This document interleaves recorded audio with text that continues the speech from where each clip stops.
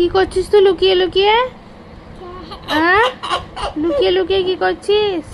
তোর চোখটা দেখি, তোর চোখটা দেখি খেপা, দেখি কি অবস্থা করেছে। তো আজকে খুব শরীরটা খারাপ, মানে পাটা মুচকে ছিল, তো ওই পাটাতে খুব ব্যথা, তার জন্য ও আজকে হোটেল থেকে খাবার নিয়ে এসছে।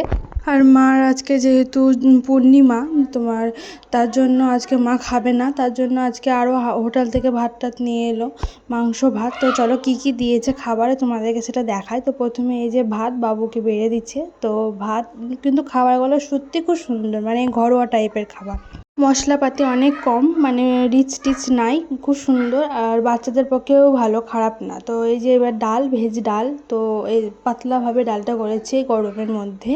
আর বাবু সসের জন্য খুব কাঁদছিল, তার জন্য একটু সস ওকে দেওয়া হয়েছে। আর তারপরে করেছিল একটা বড়া আলু তরকারি, তো এটাও খুব সুন্দর খেতে হয়েছে।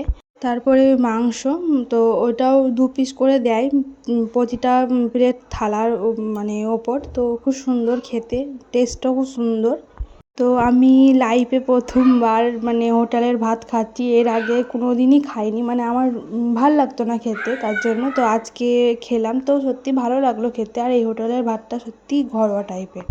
ওদেরকে খাইয়ে টাইয়ে সব মুছিয়ে দিয়ে আমি খেতে বসে গেছি। তো চলো খাওয়া হোক। আর বাবু যেহেতু পকোড়া খেতে খুব ভালোবাসে, চিকেন পকোড়া, তো তার জন্য ওর জন্য একটা চিকেনের পকোড়ার একটা আইটেম নিয়ে এসছে। এটা সস দিয়ে করে, এটাও খুব সুন্দর খেতে হয়, তো ও ভালো খায় এটা, তার জন্য আরও ওর জন্য নিয়ে এসছে স্পেশালি।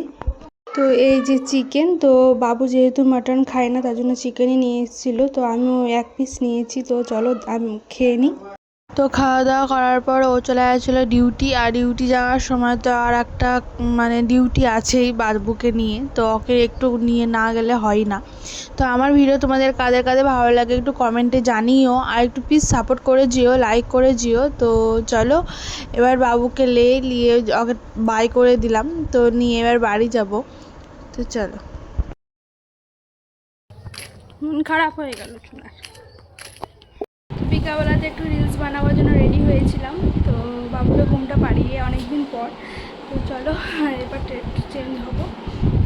আর রিলস তোমার দেখতে গেলে তোমার ইনস্টাগ্রামে দেখতে হবে, স্নেহা ত্রিবেদী নামে সার্চ করবে, তাহলে পাওয়া যাবে আইডিটা আমার। তো ওখানে রিলস সব থাকবে, তো দেখে নিও।